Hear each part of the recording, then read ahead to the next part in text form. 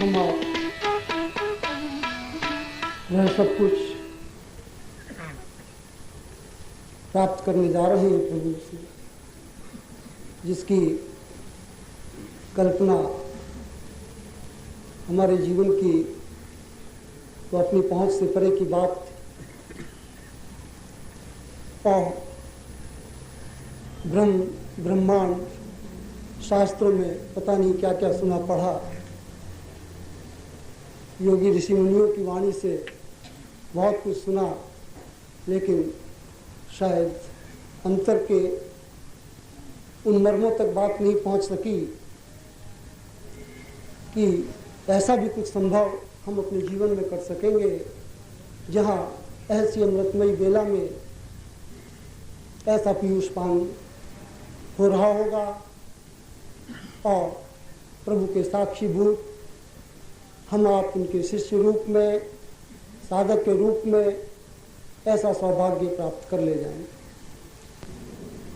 हमारी बहन सरला पंड्या, जो कि महिला सिद्धाश्रम साधक परिवार के भारतीय स्तर पर अध्यक्षा हैं, मैं उनसे निवेदन कर रहा हूँ कि जब वो बम्बई से पहुँची गई हैं तो आज प्रभु चरणों में हम सब की ओर से अर्पित करें। आइए बहन सरला।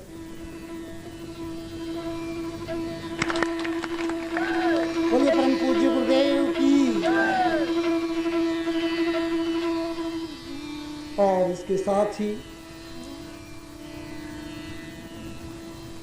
वह मंत्र तंत्र पत्रिका प्रकाशन जो आपके घर द्वार तक पहुंच रहा है, अब केवल पत्रिका के रूप में ही वह आपके द्वार तक नहीं पहुंचेगा, अब प्रभु का वह विराट स्वरूप सूक्ष्म रूप में आपके द्वार तक भी पहुंचेगा। यह ज्ञान का गुरु रूप पूज्य गुरुदेव का भी आपके द्वार तक पहुंचेगा, जिसकी जानकारी आप सबको अक्टूबर के अंक से मिलेगी। और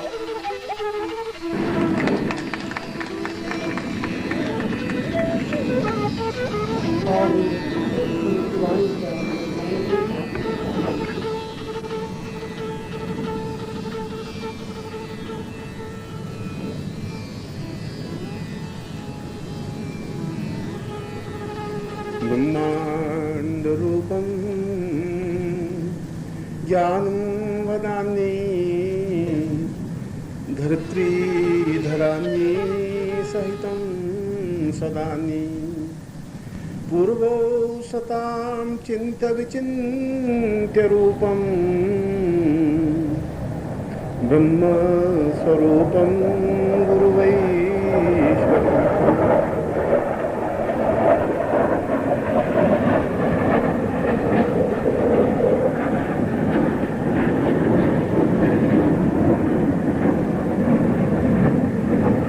आज का प्रवचन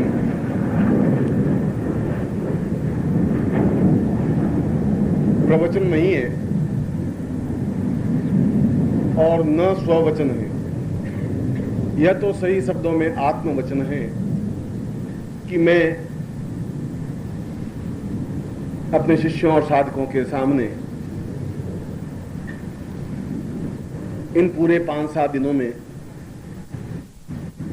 उन बातों को स्पष्ट किया जो बातें हमारे जीवन की एक आवश्यक धुरी है, जो जीवन का आधारभूत तत्व है, जीवन का आधारभूत चिंतन है।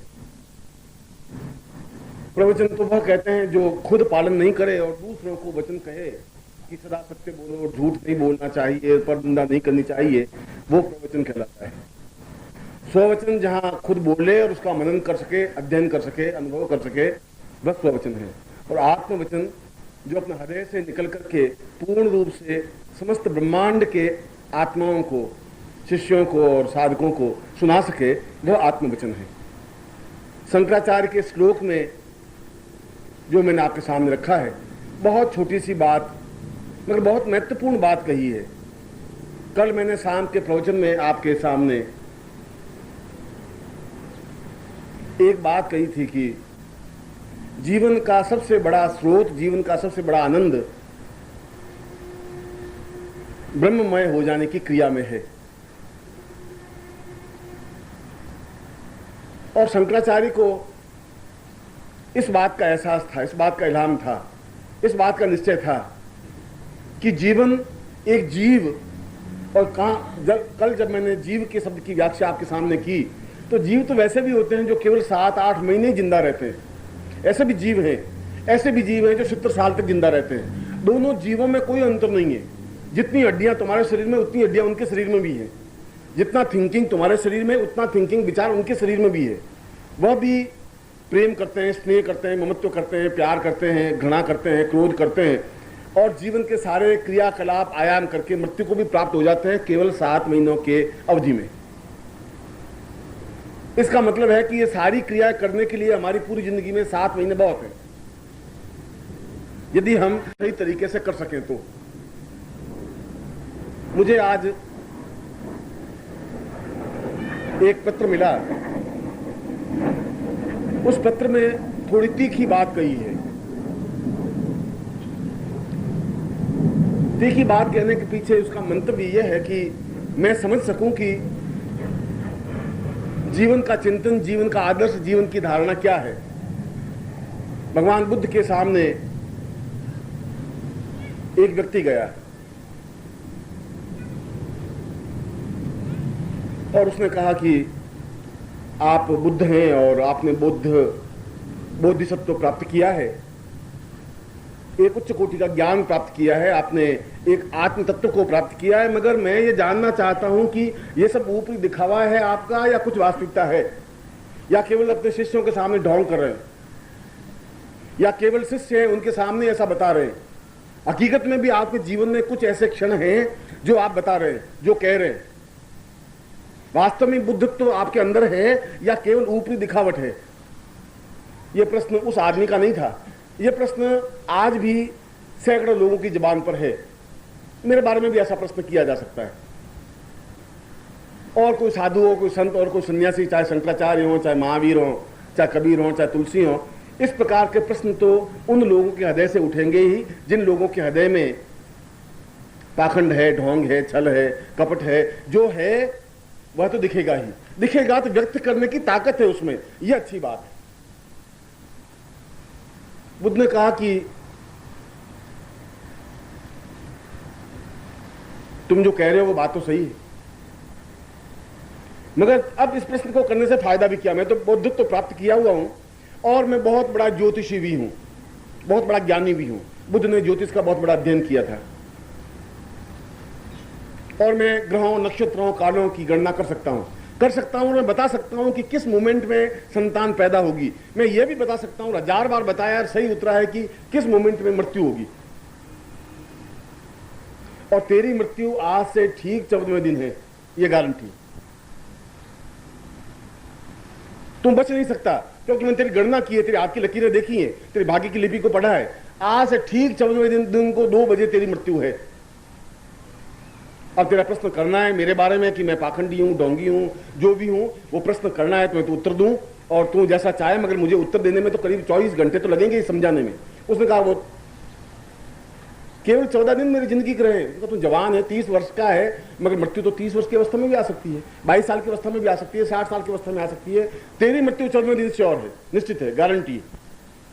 उनका इस पुत्र को कोई फायदा नहीं, आप जैसे भी हैं वो तो बात की बात है, पहले मुझे घर जाने दीजिए। वो घर गया, अपने व्यापार को समेटने की क्रिया प्रारंभ की। हर समय 24 घंटे दिमाग में एक ही तनाव, हरदम एक क्षण की सारी मौत तो गारंटी है। बुद्ध की वचन गलत हो ही नहीं सकते, मिथ्या नहीं हो सकते। झूठ बुद्ध क्यों बोलेंगे? उनको क्या स्वार्थ है? मुझसे कोई दुश्मनी नहीं है। मैं 14 दिन में मृत्यु, बस खत्म। और उसने व्यापार को समेटना प्रारंभ किया। व्यापार में दुकान पे जावे ही नहीं, चिंता ही नहीं करे। पत्नी कहे कि तुम ये काम करना है, अपने को शादी में जाना। उसने कहा बस शादी वादी छोड़ दूंगा, बस ठीक है, अब मुझे अपना चिंतन करने दे, भगवान का नाम लेने दे, अब केवल 13 दिन बाकी रह गए। बेटे ने कहा कि आप ये क्या कर रहे हो, इस बुद्ध तो साला पाखंडी ढोंगी है आपकी। उसने कहा नहीं, बुद्ध गलत नहीं हो सकता, अब मेरे केवल 12 दिन बाकी रहे, तुम सब छोड़ो, ये सब कुछ नहीं है। सूखने लगा, एकदम चेहरे पे पीलापन छाने लगा, आंख उसके अंदर धंसने लगी, शरीर में कपड़ों का होश नहीं, पहने तो पता नहीं, नहीं पहने तो नहीं पता, बोलना कुछ बात नहीं। प्रेमिका ने आके कहा कि तुम दुकान पे आते नहीं, रोज मैं आपसे बीच में मिलता था, क्या? उसने कहा छोड़ प्रेमी प्रेम, वो हो गया सब प्रेम, जितने तेरे साथ जिंदगी बिताई अब याद रखना, मेरे बाद में 2-4 दिन काले कपड़े पहन लेना, बस ठीक है, तू अपनी जगह मैं अपनी जगह, बस खत्म, तू ज्यादा रह नहीं सकेगी, मेरे तो 11 दिन बाद मौत है। आस पड़ोस वाले पूछने आए क्या हुआ, बीमार कैसे पड़े? वो खाट में पड़ गए। हरदम 24 घंटे दिमाग में एक ही बात की जब मृत्यु है तो सारी बात समाप्त करो।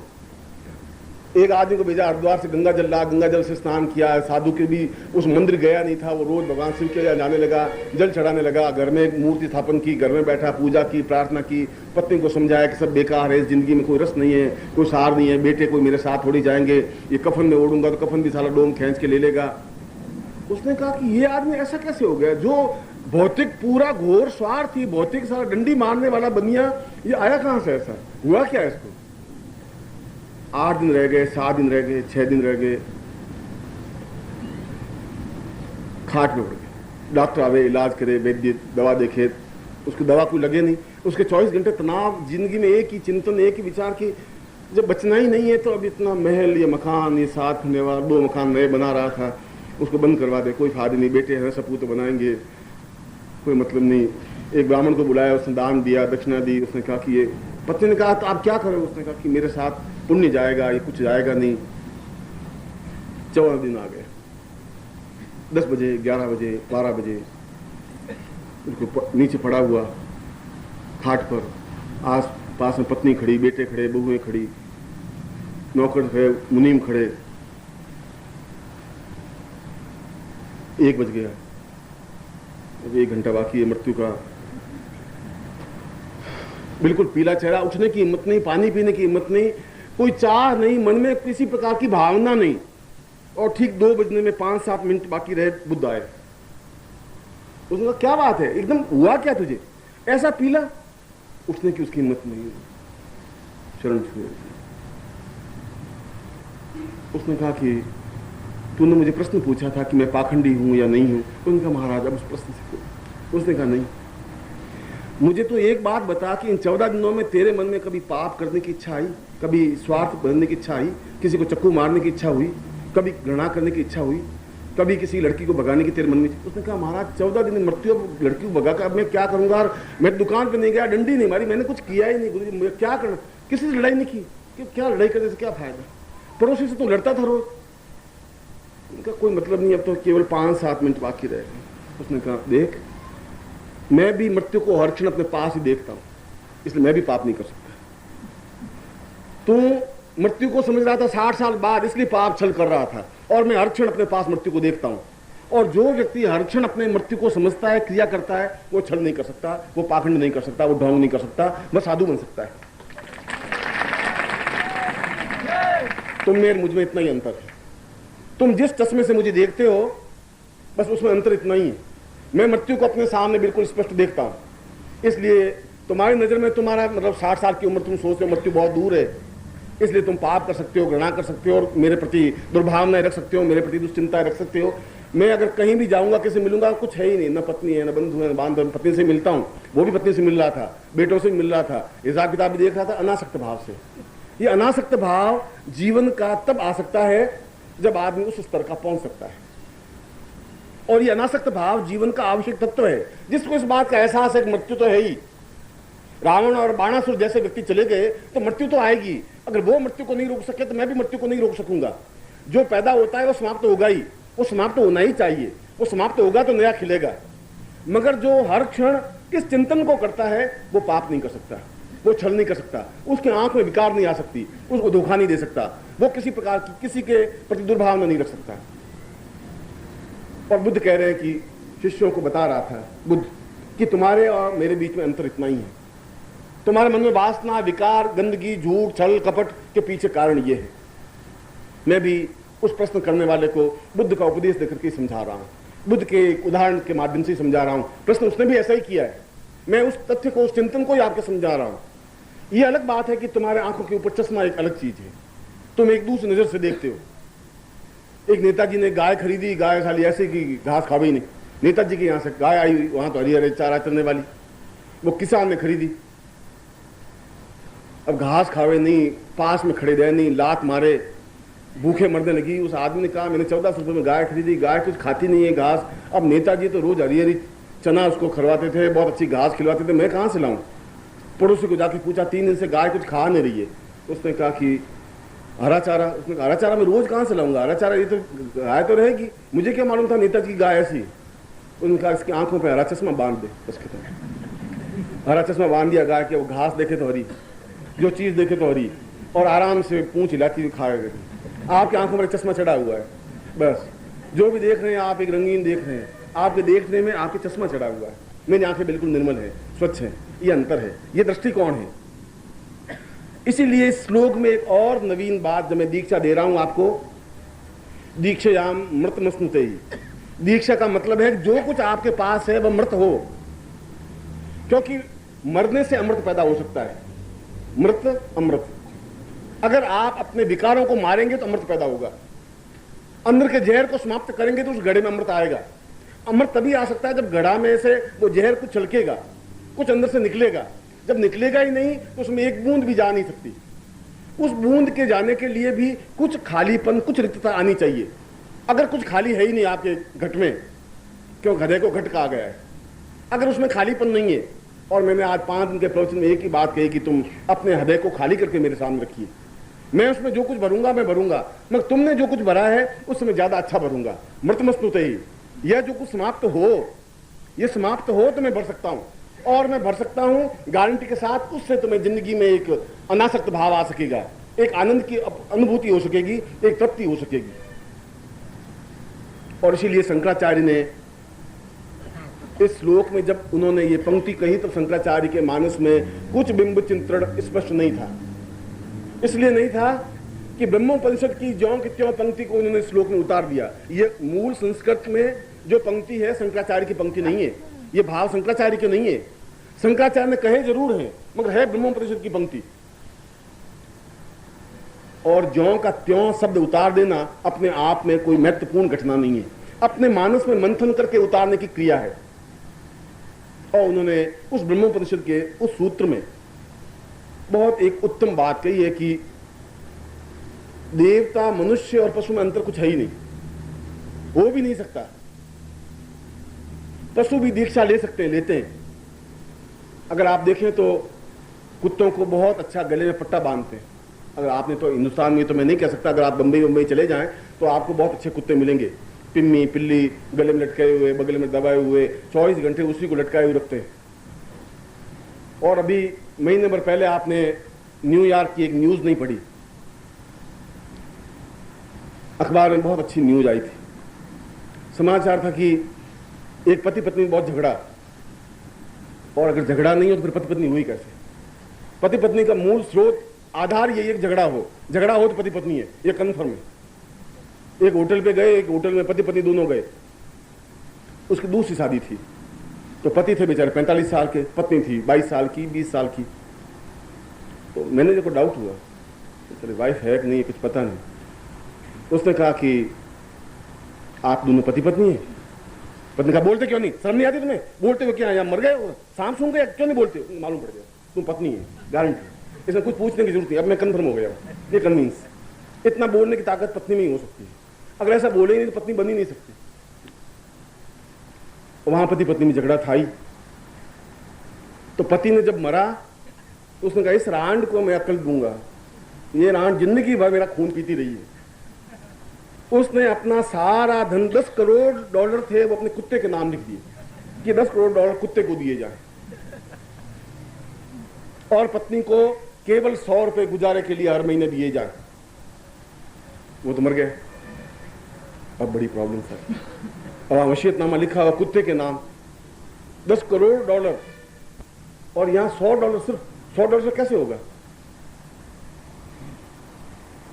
उसने वकीलों से राय ली। वकीलों ने कहा एक ही तरीका है कि आप इस कुत्ते से शादी कर लें, तो आप इसकी पत्नी बन जाएंगी, पत्नी बने संपत्ति का अधिकारी बन जाएंगे, उसमें कोई लंबी चौड़ी बात ही नहीं है। और उसने कोर्ट में जाके कुत्ते से शादी की। तो तुमसे ज्यादा सौभाग्यशाली लोग दुनिया में बैठे हैं, कोई नई बात नहीं है, दीक्षा उनकी भी होती है। जीवन के उसमें एक बात कही गई, उस ब्रह्मोपनिषद में यह कहा गया कि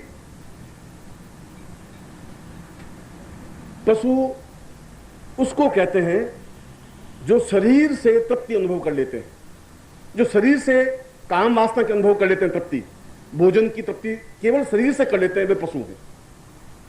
मनुष्य जहां मन से तृप्ति अनुभव करते हैं उसको मनुष्य कहते हैं। ये अंतर, मूलभूत अंतर ये है। पशु को अगर खाना खिला दें अच्छा तो तृप्ति अनुभव कर लेगा। यदि एक भर्तृ ने कहा है कि कृष काण खंज श्रवण रहिता पुच्छ विकलो मही पूय क्लिन्न क्रमिक सतेरावर्तनु क्षुधा क्षामो जीर्ण पीठ रज कपाल अर्पित गलह श्रुति मनवेति स्वाम हतमपि च हन्ते मदन। कुत्ता कितना, और पशु और कुत्ते में कुछ डिफरेंस नहीं है। वो भर्तृ कह रहा है कि काणा है, कृष है, खंज खाज है, उसके बाद भी वो उस कुत्ते के पीछे भागता रहता है, जिंदगी भर एक ही चिंतन है। इससे ज्यादा मनुष्यों की गति में अंतर कितना है? अंतर इतना ही है कि वे थोड़े छुप करके करते हैं, ये बिल्कुल पीछे पीछे भागता है, कोई अंतर नहीं। और जो केवल ऐसा अपने शरीर के माध्यम से तृप्ति अनुभव करने वाले लोग होते हैं, वे केवल पशु होते हैं। मनुष्य वो होते हैं जो मन के माध्यम से तृप्ति अनुभव करते हैं, चिंतन करते हैं, काव्य को समझते हैं, काव्य की परिभाषा को देखते हैं। अकेले होते हैं तो कालिदास की कोई पंक्ति गुनगुनाते हैं, कोई भगवती की कोई श्लोक गुनगुनाते हैं, कोई दूसरे श्लोक को माध्यम से अपने जीवन को एक एहसास करते हैं। मन को संतुष्टि जो प्रदान कर सकते हैं, मगर मन को संतुष्टि वही तो प्रदान कर सकते हैं जिनका मन पर नियंत्रण हो। और देवता वो होते हैं जो आत्मा तक अनुभूति कर सकते हैं, आत्मा के तक पकड़ है जिनकी। ये तीन अंतर है, शरीर, मन और आत्मा। जो शरीर तक शांत है, शरीर की भूख तक ही शांत वे पशु हैं। और वो चाहे दो हाथ पैर का हो, चाहे अच्छा हो, चाहे चंदन का हो, चाहे सुंदर शरीर हो, चाहे अच्छे बाल हो, वह केवल पशु है। हम उसको मनुष्य कहते हैं, वो एक अलग बात है। यदि कुत्तों की जमात को अगर पूछें कि भाई ये कौन बैठे हैं, तो उसने कहा कि हमसे गए गुजरे लोग बैठे हैं। हम तो फिर भी जो कुछ करते हैं ओपन करते हैं, खुले करते हैं। ये तो हमसे भी गए बीते घटिया हैं, वो आप पे हंसते हैं। इसलिए मन के ऊपर अपने आप को नियंत्रण करने की क्रिया मनुष्य कर सकता है। आत्माएं और आत्मा के माध्यम से जो अनुभूतियां प्राप्त करता है, वह देवताओं के मान से अनुभूतियां आ सकती हैं। इसलिए कल जो मैं बता रहा था कि हमें देवताओं की आराधना क्यों जरूरी है, क्यों जगदम्बा की आराधना जरूरी है, क्यों 10 महाविद्याओं की आराधना जरूरी है, क्योंकि उसके माध्यम से हम आत्मा को जागृत कर सकते हैं। मनुष्य के हाथ में आत्मा को जागृत करना नहीं है। मन तो जागृत गुरु के माध्यम से हो सकता है। मन तो आपके गुरु आपके मन को जागृत कर सकते हैं, सहस्त्र जागृत कर सकते हैं, सहस्रार जागृत कर सकते हैं, कुंडलिनी जागृत कर सकते हैं। मगर आत्मा तक पहुंचने की क्रिया जब आपको मनुष्य बनावे और मनुष्य बना करके आगे बढ़ने की क्रिया दे, तब आत्मा की जागृति होती है। जब आत्मा की जागृति होती है तो उस आत्मा में वह उच्च कोटि की आत्मा, जिनको देवताओं की आत्मा कहा गया है, वह स्थापित हो सकती है। इसलिए व्यक्ति को जहां पशु है वह मनुष्य बनने की क्रिया करे, मन पर नियंत्रण गुरु के द्वारा प्राप्त करे। तुम्हारे मन पर नियंत्रण नहीं है, तुम्हारा आत्मा नहीं है। मन तो अत्यधिक चंचल है, गतिशील है, एक एक क्षण में मन बदलता है। आज मैं कुछ कहूं, घंटे भर बाद फिर आपका मन बदल जाएगा। इसलिए जीवन का एक मूल सत्य दीक्षा कहा गया है। इसलिए कहा गया है कि दीक्षा के माध्यम से ही हम अपने मन पर और दीक्षा के माध्यम से आत्मा पर, मगर मन पर नियंत्रण तो दीक्षा के माध्यम से हो जाएगा। आत्मा को पकड़ने के लिए, आत्मा तक पहुंचने के लिए पूर्ण कायाकल्प का होना आवश्यक है। कायाकल्प, काया का मतलब शरीर नहीं, शरीर के प्रत्येक अणु, परमाणु और क्रियाएं, समस्त चैतन्य। और यदि आप देखें तो प्रत्येक व्यक्ति का शरीर अलग अलग है। आपके शरीर, इसके शरीर में बहुत अंतर है। पूरे 4 अरब लोग पूरे संसार में हैं। किसी 2 व्यक्तियों के अंगूठे के निशान एक जैसे नहीं मिलते, सबके निशान अलग अलग है। प्रभु ने सबकी संरचना अलग की है। यही नहीं, कब्रों में से निकाल के 100 साल के कब्रों में से निकाल के उन अंगूठों के देखें तो उनके निशान भी आपके निशानों से अलग है। किसी भी 2 व्यक्ति के निशान एक जैसे नहीं मिल सकते, कोई भी 2 व्यक्ति एक जैसे नहीं हो सकते। और साइंटिस्ट तो यहां तक पहुंचे हैं, यहां तक गए कि किसी व्यक्ति का खून दूसरे व्यक्ति खून से मिल ही नहीं सकता। ग्रुप तो अलग है, ब्लड ग्रुप ए और बी और सी और डी हो सकता है, पर एक ग्रुप के भी 1000 टुकड़े हैं, 1000 हिस्से हैं। एक जैसा खून, एक जैसी नाक, एक जैसी आंखें, एक जैसा चेहरा, एक जैसे विचार है ही नहीं। मगर मन सबका एक जैसा है, मन सबका एक जैसा भागता है, एक जैसी क्रिया करता है, एक जैसा विचार ही करता है। उस पर नियंत्रण दीक्षा के माध्यम से हो सकता है। और दीक्षा के माध्यम से नियंत्रण प्राप्त करने के बाद उसकी अगली स्टेज अगली क्रिया आत्मा को उसके हाथ में सौंप देने की क्रिया है। देखिए, दोनों में अलग बात कह रहा हूं। मन पर नियंत्रण प्राप्त करना जरूरी है गुरु के शब्दों के माध्यम से, मंत्रों के माध्यम से, क्योंकि मंत्राधीनास देवता, सारे देवता, सारे मन के क्रियाकलाप मंत्र के माध्यम से ही नियंत्रित हो सकते हैं। अगर वो मंत्र सही है, अगर उच्चारण सही है, अगर चिंतन सही है, यदि मैं आपके शरीर को भेद करके अंदर पहुंचने की क्रिया जानता हूं, अगर अभिमन्यु को ज्ञात है कि इस चक्रव्यूह में कैसे घुसा जा सकता है, वह ज्ञात तो सहदेव को नहीं था, वह ज्ञात तो भीम को नहीं था, नकुल को नहीं था, और किसी को था भी नहीं। जिसको ज्ञात है वही तो घुस सकता है, और जो घुस सकता है वह गुरु है। इसलिए मैंने इन 3-4 दिनों में आपको ये समझाने की कोशिश की कि आपका जीवन अपने आप में एक मूल्यवान जीवन है। ये जो आज में दीक्षा क्रम रखा है, ये ब्रह्म दीक्षा या ब्रह्मांड दीक्षा जो रखा है, इस ब्रह्मांड दीक्षा का मतलब ये नहीं कि मैं आपको दीक्षा दी समाप्त हो गए। इस ब्रह्मांड दीक्षा का प्रारंभ जहां मैं आज कर रहा हूं, समापन कल होगा आपका। दोनों क्रियाएं, पूर्वार्ध उत्तरार्ध। आज पूर्वार्ध क्रिया आपके सामने कर रहा हूं, कल उत्तरार्ध क्रिया समापन होगी, जहां पूर्ण कायाकल्प हो सकेगा, जहां पूरे शरीर का रक्त, पूरे शरीर की चेतना, पूरे शरीर के अणु परमाणु सारे आत्मा में विलीन हो सकेंगे।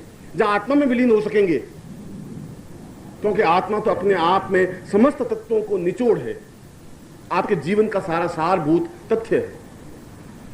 अपने आप में बहुत कठिन ब्रह्मांड दीक्षा है, इतनी आसान नहीं है। शरीर से चलकर के आत्मा तक पहुंचने की क्रिया है, पशु से चलकर के देवताओं तक पहुंचने की क्रिया है, देवता बन जाने की क्रिया है, अपने आप में देवत्व स्थापन करने की क्रिया है। इतना कि फिर संसार में आप चाहे कुछ भी करें, कृष्ण बन जाएं, तब भी योगीश्वर कहला सकते हैं।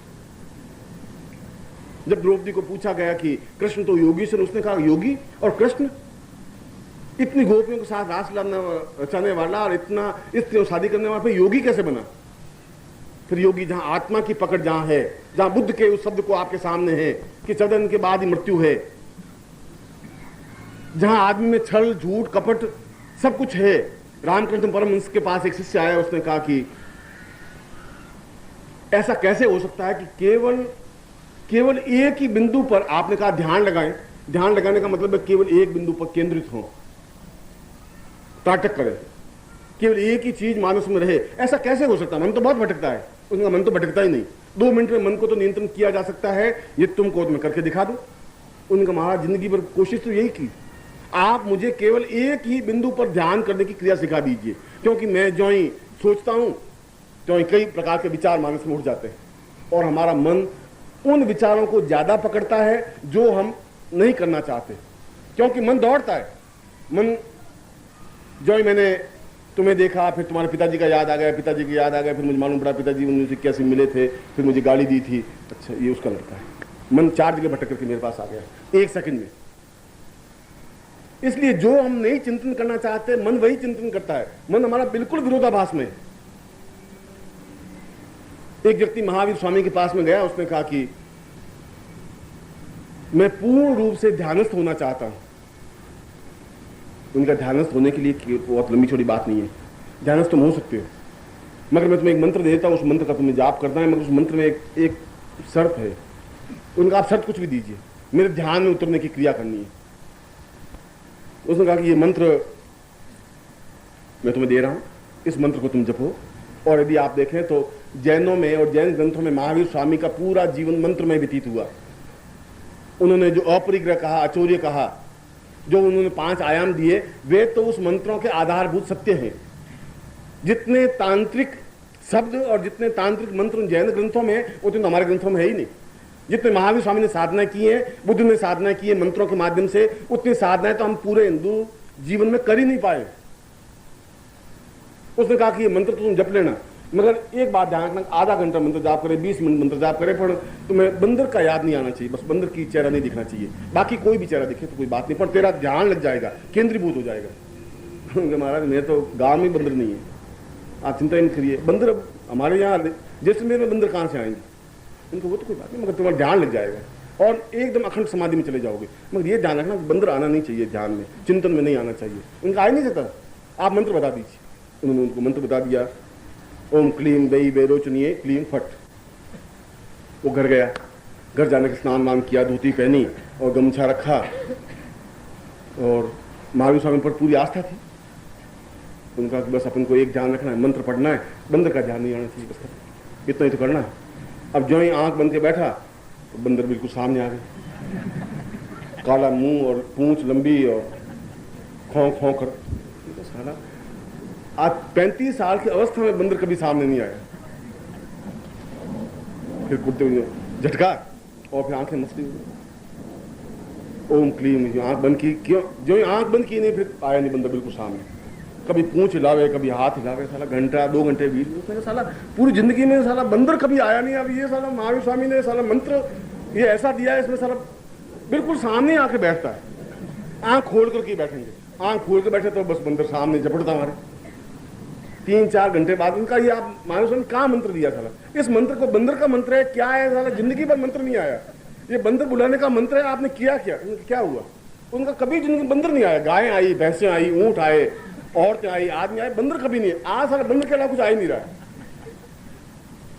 आपका मन जो दबोचता है वही पैदा करता है। जिसको आप दबोचेंगे अंदर, जितना आप अंदर दबोच लेंगे वह चीज प्रस्फुटित होगी।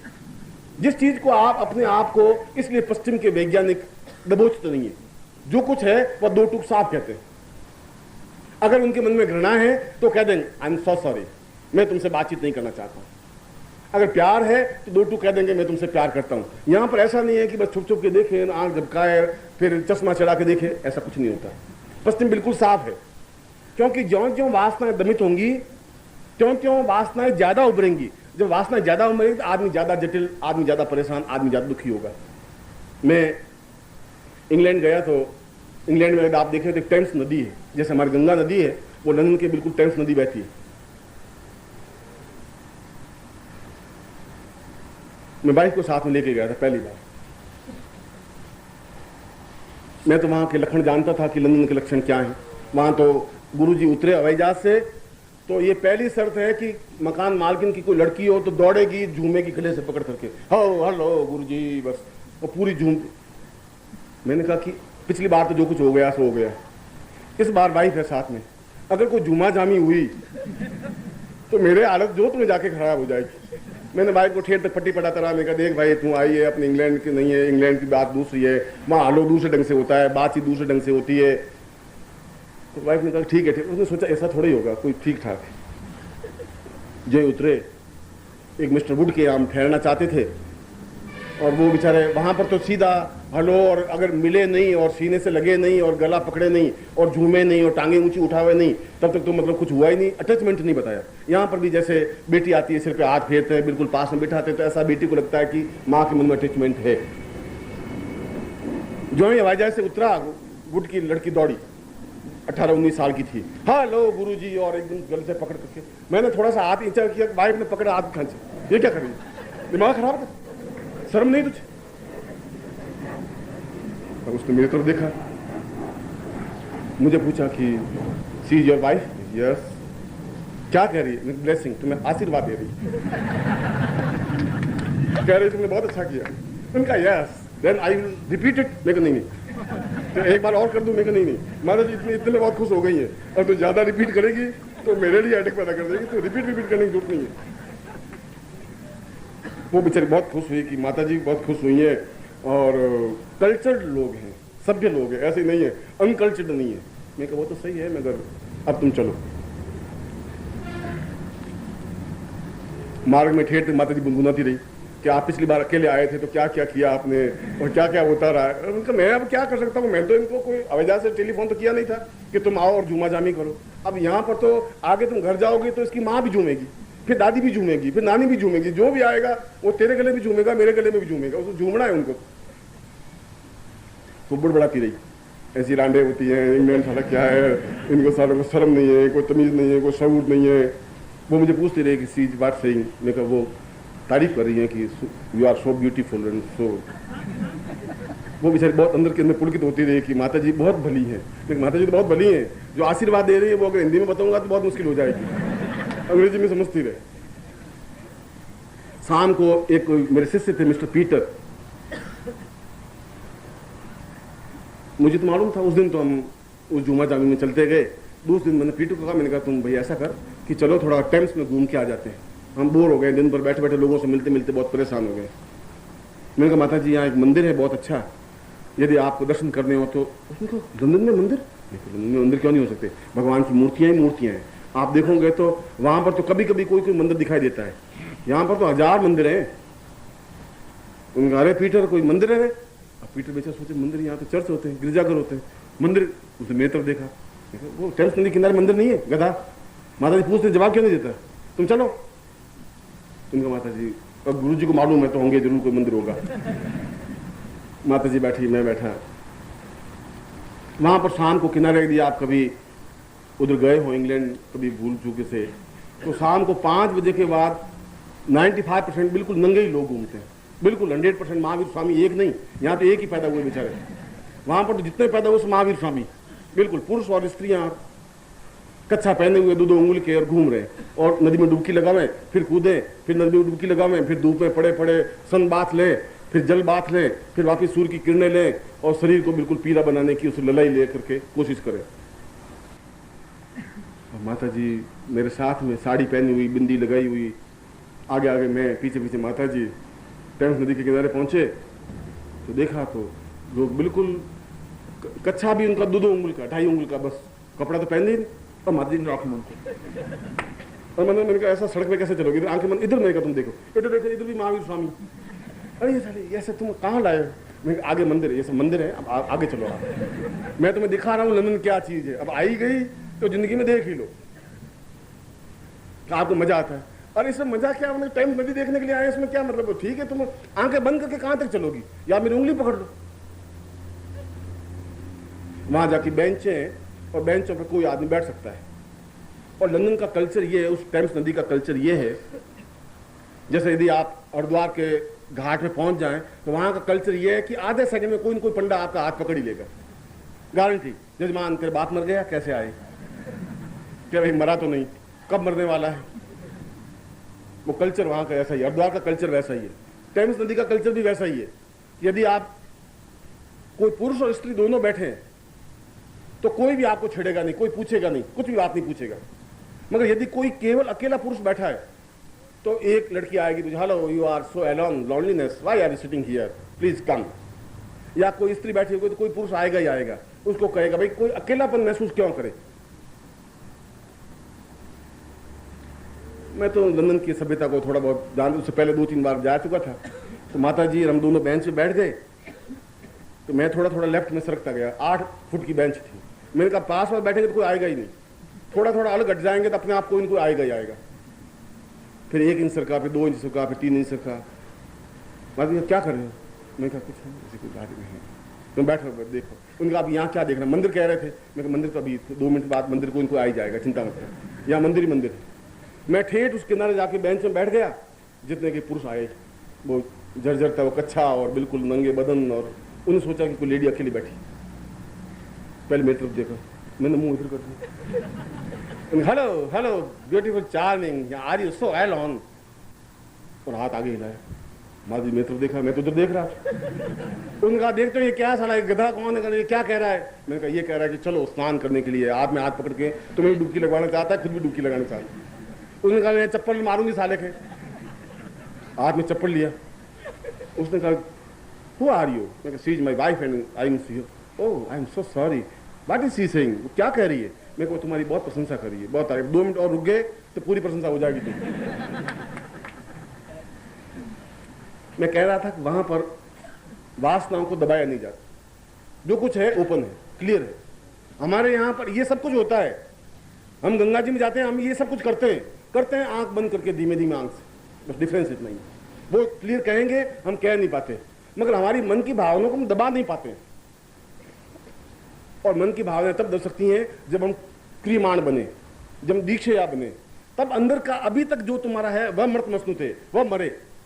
अभी तक तुम्हारे मन में जो विकार है वो समाप्त हों, वह समाप्त होंगे तब तुम आत्मा तक पहुंच सकोगे। और इसीलिए 24 घंटे आज से लगा के कल दोपहर तक, जब मैं वापिस इसका अगला चरण पूरा करूंगा, अगला चरण पूरा होगा आपका पूर्ण सारे शरीर का प्राण प्रतिष्ठा, अगला चरण पूरा होगा कायाकल्प का प्रयोग, जो कि कल का एक महत्वपूर्ण प्रयोग है, और दीक्षा जो आपके जीवन का एक अत्यंत और अद्भुत और आश्चर्यजनक प्रयोग है, जो प्रयोग मैं आपके सामने करवा रहा हूं। जिससे कि आप पूर्ण रूप से दीक्षा प्राप्त कर सकें और गुरु के ज्ञान को, गुरु के चिंतन को और स्वयं गुरु को पूर्ण रूप से, उनके गुरुत्व को अपने हृदय में पूर्ण रूप से स्थापित कर सकें। अपने अंदर जो कमल दल है उसके ऊपर गुरु को बिठा सकें, उनको आप देख सकें, उनका आप चिंतन कर सकें, उनका आप विचार कर सकें। और जब भी कहीं कोई संदेह, कोई शक, कोई गुंजाइश, कहीं भ्रांति आए तो आपके अंदर का ज्ञान आपको समझा सके। यह बहुत कठिन क्रिया है गुरु के लिए। यह शिष्य के लिए बहुत आसान क्रिया है कि वो अपने आप को, पात्र को खाली कर दे, अपने आप को पूर्ण रूप से खाली करके सामने खड़ा हो जाए, झोली फैला दे, मेरे पास कुछ है नहीं, मैं सब कुछ प्राप्त करने का अभिलाषी हूं, मैं तो केवल पशु हूं जो कि देह पर ही आश्रित हूं, देह के अलावा कोई मुझे ज्ञान नहीं है। देह को अच्छे कपड़े पहनाना, देह के ऊपर साबुन लगाना और देह के ऊपर इत्र लगाना ही मुझे आता है। मन को पकड़ने की मुझे क्रिया नहीं आती है और मैं आपको मन तक पहुंचाने की क्रिया कर रहा हूं। पशुत्व से मनुष्यत्व की ओर बढ़ा रहा हूं और 24 घंटों में उस मनुष्यत्व से देवत्व की ओर बढ़ाने की क्रिया, जिससे कि इस नवरात्रि के पूरे पर्व में आप उस जगदम्बा को पूर्ण रूप से स्थापित कर सके। आत्मा के आह्वान के माध्यम से, आत्माओं को बुलाते हुए, आत्मा के माध्यम से, अपने आत्मा के चिंतन के माध्यम से, आत्मा की क्रिया के माध्यम से। इसलिए यह दिन और कल का दिन आपके जीवन का एक टर्निंग पॉइंट है, एक चेंज पॉइंट है, एक ऐसा पॉइंट है जहां समझ सके। और नहीं समझ सके तो गंगा के किनारे जाने के बाद भी आदमी प्यासा ही रह जाता है, मानसरोवर के पास जाने के बाद भी आदमी अतृप्त ही रह जाता है।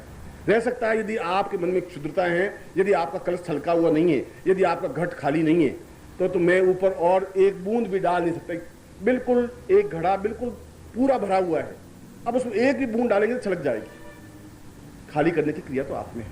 और खाली का मतलब है कि हम बिल्कुल अपने अहंकार को बिल्कुल छोड़ करके, अपने अंदर किसी प्रकार का विकार नहीं लाते हुए हम सामने खड़े हो जाएं। दीक्षा का तात्पर्य दूर आप लें तब जब आप अपने मन में किसी प्रकार की भावना रखें नहीं, किसी प्रकार का विचार नहीं रखें, किसी प्रकार का चिंतन नहीं रखें। दें और लें। मैं देने की क्रिया जानता हूं और जिंदगी में अगर दिया है तो आप लेने की क्रिया जाने। वह लेने की क्रिया अपने आप में पूर्ण मन पर नियंत्रण प्राप्त करने की क्रिया है, जो कि एक दीक्षा है, यह गुरु दीक्षा है, यह ब्रह्मांड दीक्षा है। और कल कायाकल्प दीक्षा है। कायाकल्प का मतलब है, फिर मैंने कहा काया का मतलब है शरीर, काया का तात्पर्य है क्वचित माम पूर्व स काया, मन को समझने की क्रिया काया है। स आत्मा वैम स काया, आत्मा को अपने अंदर स्थापित करने की क्रिया, और ये सब आत्मा है। अगर चाहे बगलामुखी हो चाहे छिन्नमस्ता हो, ये आत्मा है, ये मन है और ये देह एक पशुत्व है। इन तीनों के बीच में कड़ी जोड़ने की क्रिया है। केवल गुरु ही नहीं, गुरु के ऊपर तक पहुंच सके, जीवन का एक क्रियमाण है, मगर है गुरु के माध्यम से ही। डुबकी तो उसके माध्यम से ही लगेगी। आप सब सामने बैठ जाएं। जीवन का एक बहुत महत्वपूर्ण पाठ, एक जीवन का बहुत बड़ा चिंतन, बहुत बड़ा विचार मैं आपके सामने रख रहा हूं। बहुत बड़ी क्रिया आपके सामने होने जा रही है। आप उसी भावना को लेते हुए रहा था कि अगर आप आए तो कोई प्रभु ने चिंगारी दी है। हजारों, 4 अरब में से कुछ लोग अगर सामने खड़े हैं तो ये बहुत बड़ी बात है। जब पहली बार बुद्ध ने उपदेश दिया तो एक भी व्यक्ति नहीं था। आपको मालूम है, बुद्ध ने जब पहला उपदेश दिया, पेड़ों को उपदेश दिया, एक ही शिष्य सुनने को तैयार नहीं था। उन पेड़ों को अपनी पूरी बात, बुद्ध को तो अपने ज्ञान को देना ही था। और बुद्ध भी पूरे मनुष्य ही है, मतलब पेड़ भी मनुष्य ही है, बस आप चलते फिरते और खड़े हैं। बाकी हृदय, धड़कन, चेतना, विचार, भावनाएं पेड़ों में भी उतनी आ सकती है, प्रकृति में उतनी जितनी आप में। पहला प्रवचन उन्होंने पूरा 1 घंटे का प्रवचन पेड़ों को दिया। महावीर स्वामी ने पर्वत की ओर खड़े होकर के मुंह करके पूरा 1 घंटे का प्रवचन दिया। ईसा मसीह ने पहली बार जब बताया तो कोई सुनने के लिए तैयार नहीं था। 4 से कंकर सामने रखे और उनको अपनी बात कही। मेरा तो सौभाग्य, उन लोगों से ज्यादा सौभाग्य है कि मेरे सामने अगर थोड़े ही सही हैं जो ये प्राप्त करने के अभिलाषी हैं, आकांक्षी हैं। ये बहुत बड़ी बात है। अगर इतने दीपक, अगर इतनी रोशनी, इतने सूर्य अगर एक साथ उग जाएंगे तो बहुत बड़ी घटना हो जाएगी, एक युगांतरकारी घटना हो जाएगी। और मैं आपको केवल दीपक नहीं रखना चाहता, सूर्य बनाना चाहता हूं। ये क्रिया उसी बात के अभ्यास है।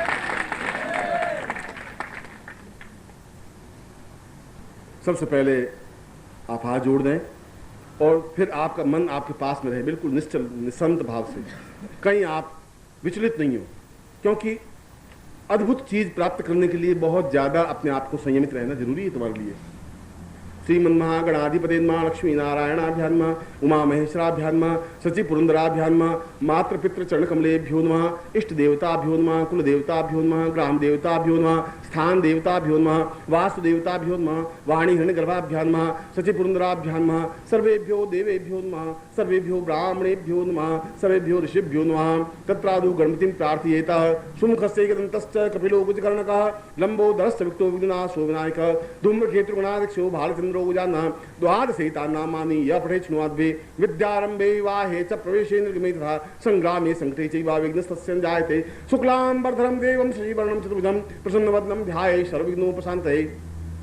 लाभस्तेषां जयस्तेषां कुतस्तेषां पराजय येषां निवृश्यामो देस्तो विजनार्दन।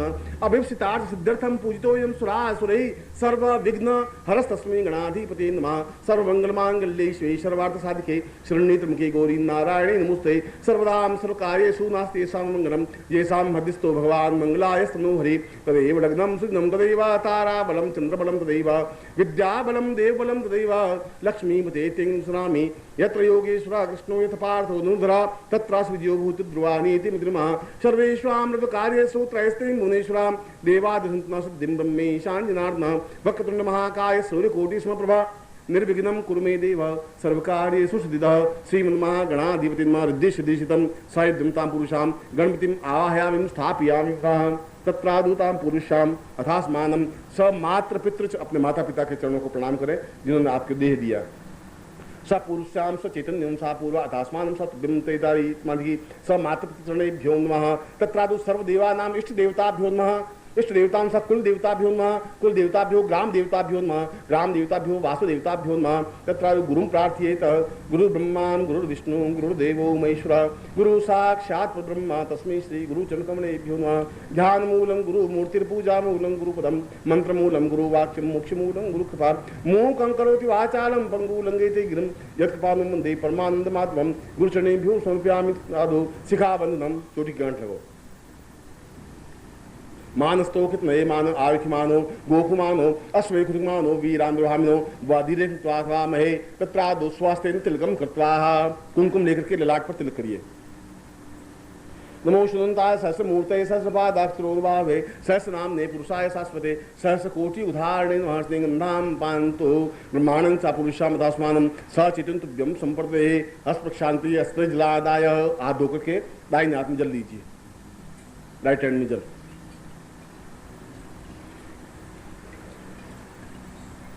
आपका गोत्र आपको स्मरण होना चाहिए।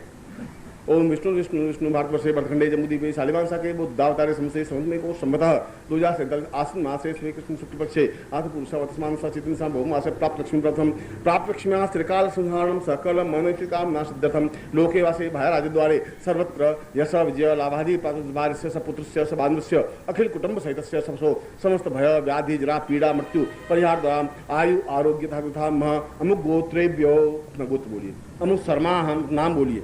तां शिष्यतंदा पुरुषा तस्मानं स गुरु चैतन्य सां पूर्वा सा प्रतिष्ठा सा ऐश्वर्य मम समस्त वाग्देवीं सां पूर्वा चैतन्य सा तुभ्यंती। मम जल साक्षिणे अग्नि साक्षिणे सूर्य साक्षिणे तां गुरु साक्षिणे पूर्ण चैतन्यं ताम आवाहयं सा पुरुषा तस्मानं स तुभ्यं स गुरु दीक्षायां प्रति ब्रह्मांड दीक्षा प्राप्ता निमित्तं स ब्रह्मांड इंद्र वरुण यम कुबेर नैऋत्यं सा समस्त देवी देवताभ्यो ऋषिभ्यो सा बगलामुखी गंधर्व छिन्नमस्तां सा पूर्वा तस्मानं सा दिविदे जगदम्बां सा ऐंग्लिं सा महाकाली महालक्ष्मी महासरस्वती सा ब्रह्मा विष्णु रुद्रा ऋषय समस्त देवता विशिष्ट विश्वामित्र गर्ग अत्रि कणादृश्य सा चैतन्यो सा परमसी सा साक्षी भूतेन सा निखिल स्वानंदांति नांद सीमादि सा गुरु साक्षी भूतम सा चैतन्य सा तुभ्यं संपर्ददे। छोड़ दीजिए, सूर्य को प्रणाम कर दिए। ओम सुदैवाहितं पुरुषाचिकमुचरतः पशेम सरदः संजीवेम गुणयाम सदः सतम पुरुषं समानं सातुभ्यसा पूर्वा तस्मानं सा चैतन्य सां पूर्वा अथास्वान् तुभ्यं संपर्दे। सूर्यकृष्णेन रजसात्मानो निवेशयन् मृतमनिञ्च हिरण्येन सवितार्थेनादेयो याति भुवनाभिसन्ना सूर्य तेजस्वितां प्राप्ता निमित्तं बल बुद्धि साहस तेजस्ताम् आकाक्षेण सां पूर्वसां आकाशं क्षम ब्रह्मा सा पुरुषं ते तत्र द्वस दिक्पाल सूर्य पूर्व पृथ्वीता पुरुषां अथास्मानं पश्चिमे सां उत्तरो यमसे दक्षिणे सां वायव्य अग्नि ईशान्य पूर्वसां 10 दिक्पालेभ्यो आवाहयामि स्थापयामि। एवं पूर्वा अथास्मानं स चिन्ते सा एवाह सा बल बुद्धिं सा बलः सा बलिं सा मनः बसी मन संकल्प सत्वता पुरुषां तुभ्यं संपर्ददेः।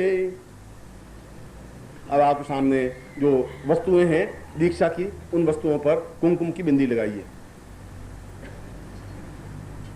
4 वस्तुएं होंगी इसमें, किसी भी एक वस्तु पर पहले कुमकुम लगाइए। स मनः तेजसे नमः, दूसरे पर ध्यानस तेजसे नमः, नंबर 3 पर चैतन्य तेजसे नमः, चौथे पर आत्मा तेजसे नमः। फिर चारों पर वापस एक एक बार और बिंदी लगाइए। सा पूर्व तेजसे नमः, साम दिव्याम तेजसे नमः, सा आत्म तेजसे नमः, स क्रियमाण तेजसे नमः। फिर एक बार बिंदी लगाइए। सा चैतन्यम तेजसे नमः, सा प्राण प्रतिष्ठाम तेजसे नमः, सा आत्मानुभूतियम तेजसे नमः, सा ब्रह्मांडम तेजसे नमः।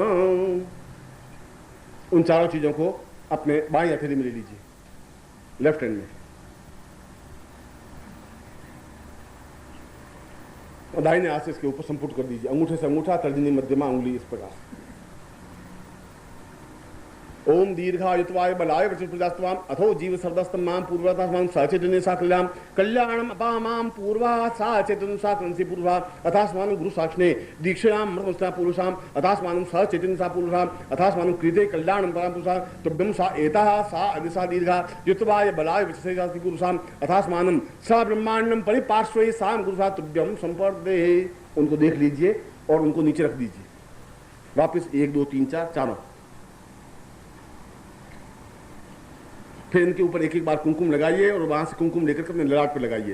पहले एक पे कुमकुम लगाइए, फिर वहां से कुमकुम उठाइए ललाट पे लगाइए, फिर कुमकुम दूसरे पे लगाइए, फिर वहां से कुमकुम लेकर ललाट पे लगाइए। ऐसा करिए चारों पर, 4 बिंदी अपने लगा रहे।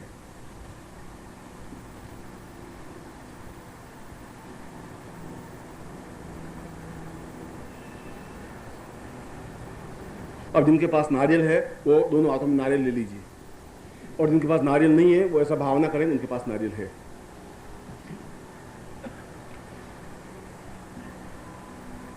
ओम संपूज्य गणमाला, बिल्कुल सीधे बैठिए। ओम संपूज्य गणमालादि ब्राह्मणास्तुधर्मकट मांगल्ये संग्राम दुष्णे पुण्याः अनुरोगारं कुर्यात् क्षत्रिय वैश्यवनिक दारुमंडल कमला मुकुला सदसमित श्याम धाय दक्षिण पाणिनाम स्वर्ण पूर्ण प्रसन्न धात्वा दीर्घा नागानंदाम पाद मंगलम चास्तु पुष्पाणि पान्तु सोसिरमस्तुक्षतां पान्तु आयुष्मस्तु ताम्बूलानि पान्तु ऐश्वर्यमस्तु दक्षिणां पान्तु आरोग्यमस्तु दीर्घ आयु श्रेय शांति पुष्टि तुष्टि चास्तु शीर्षो विद्या वित्तम बहुपुत्रम बहुधनम चासम चारगम चातुं कर्तवा सर्वा वेद दैत्य कणकर्मारंभा शुभा शोभना प्रवर्तन्ते तमहम ओंकार मादि कर्तवा ऋग्यु स्वामाथर्मति भगवती कात्यायनी पितां भगवती माहेश्वरी पितां भगवती रिद्धि कृतां भगवती सिद्धि कृतां भगवती पुष्टि कृतां भगवती तुष्टि कृतां भगवन्तो विघ्न विनायक पितां सर्वा कुल देवता पितां सर्वा ग्राम देवता पितां सर्वा इष्ट देवता पितां अतास्त ब्रह्मद विषवा अतास्त परबंधना अतास्त विघ्न कर्तार शत्रु पराभवम या तो सामंत घुराणी शामंत पापानि शामंतुतः सुभान व्रतम शिवा प्रसंतु शिवार्थ संतु शिवाग्नय संतु शिवा आहुते संतु अहोरात्रि स्वेशाताम सन्न कन्निकृत देव सा पुरुषात्मान सा पूर्व समासित पूर्वा पूर्ण साम पूर्वा अथा समान सा दक्षिण सा पूर्वाम दक्षिणति पूर्वा दक्षिणोत्ताम पूर्वाय खेत वोर जेत्वाम वाय वसुदेवो वस सविताम प्रार्पयतु श्रेष्ठतमाय कर्मण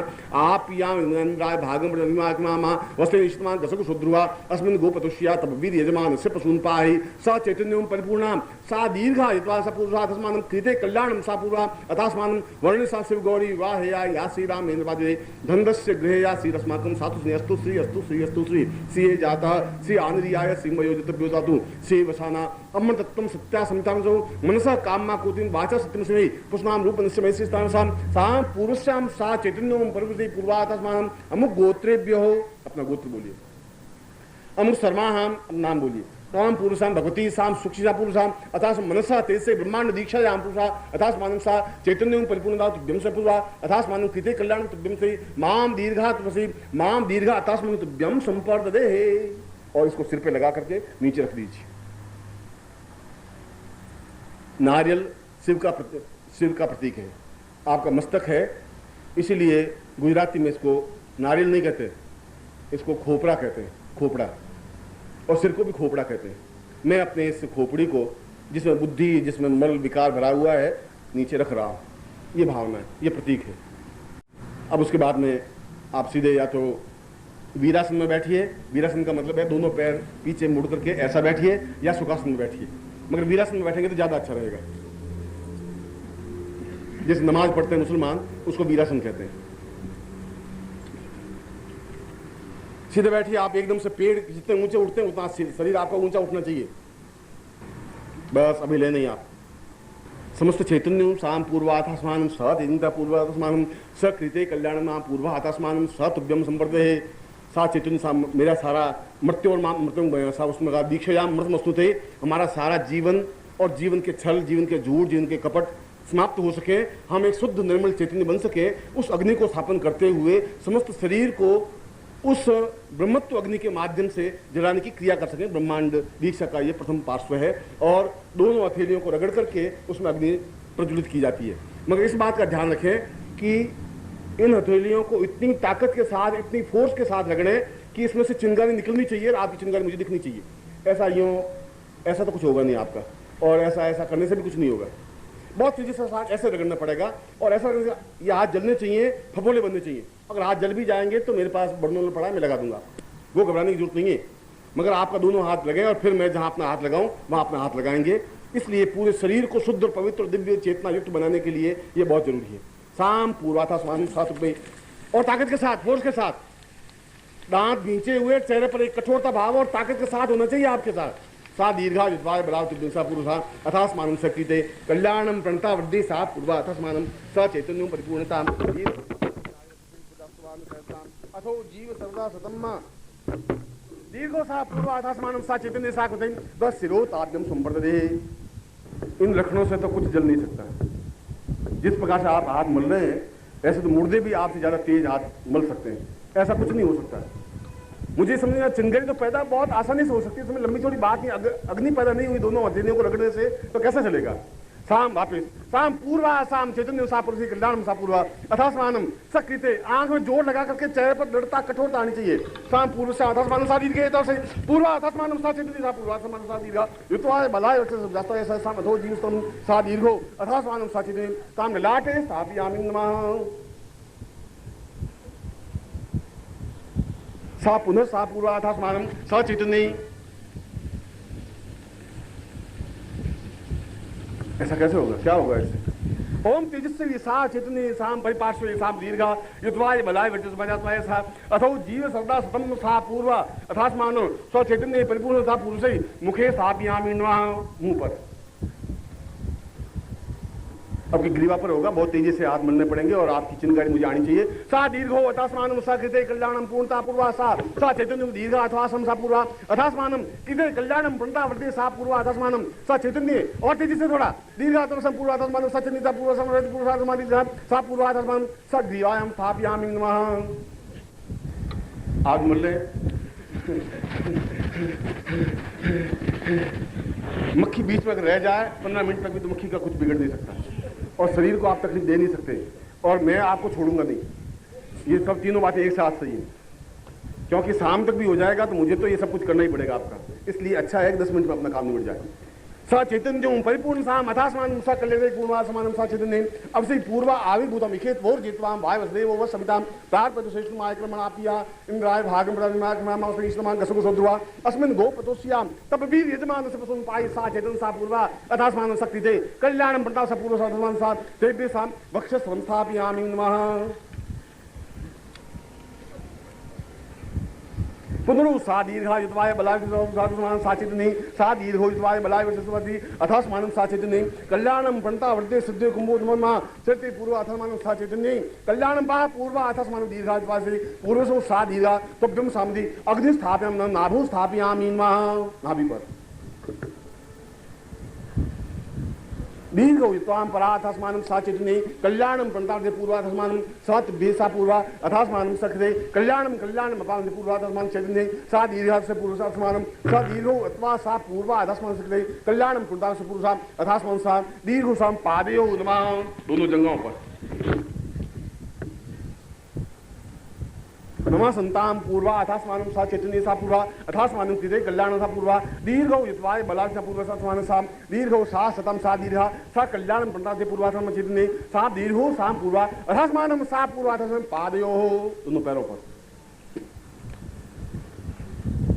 स अग्निम अग्निम आवाहयामि अग्निम आवाहयतु पूर्वाथास्मानम सा चैतन्य सा अथास्मानम सा दीर्घो युत्वाय बलाय सा चैतन्य सा पूर्वाथास्मानम सा दीर्घा सा पूर्वाथास्मानम कल्याण कंधा पूर्वाथास्मानम सा चैतन्य सा पूर्वाथास्मानम सा दीर्घो सा पूर्वाथास्मानम सीधा सा बाहु व्यम संपत्ति दोनों बाहुओं पर और इस बार और तेजी के साथ पूर्ण अग्नि को स्थापन करते हुए, देवत्व अग्नि को स्थापन करते हुए, सा ईवायाम पूर्वाधास्मानम, रुकेंगे नहीं आप, बिल्कुल तेजी से साथ और तेजी के साथ और तेजी के साथ। क्या कर रहे हो तुम तो ये, और चैतन्य पूर्व आधास्मानम सकृते कल्याणम पंडा सा पूर्व आधास्मानम अग्निदूतम वायुदे पूर्व आधास्मानम सा चैतन्य कल्याणम पूर्व आधास्मान सा दीर्घा सा चैतन्य पूर्व आधास्मानम सकृते कल्याणम पंडा पूर्वात्मनि सा चैतन्य पूर्व आधास्मान कल्याणम पूर्व समरि सा दीर्घो सा पूर्व समरि रहे अथास्मानम सा चैतन्य तुम्हारी पूर्व आधास्मानम। थोड़ा करते रहिए, पूरे तेजी से साथ करिए।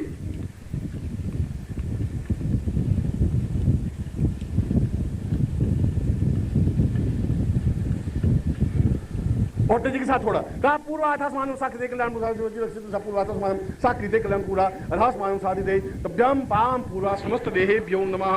समस्त देह पर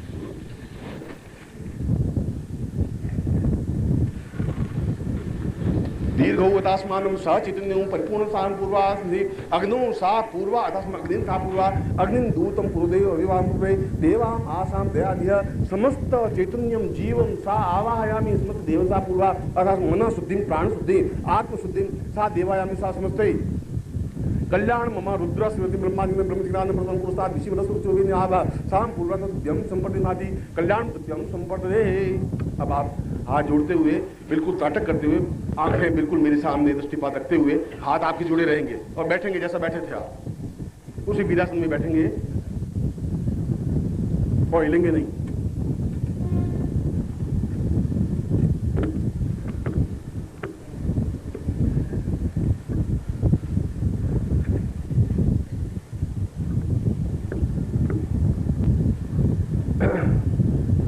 आपके शरीर के बाएं भाग में फेफड़े, दो फेफड़े, एक फेफड़ा है, दूसरा फेफड़ा, ये लेफ्ट में जो फेफड़ा है यहाँ पर बिल्कुल मध्य में हृदय है।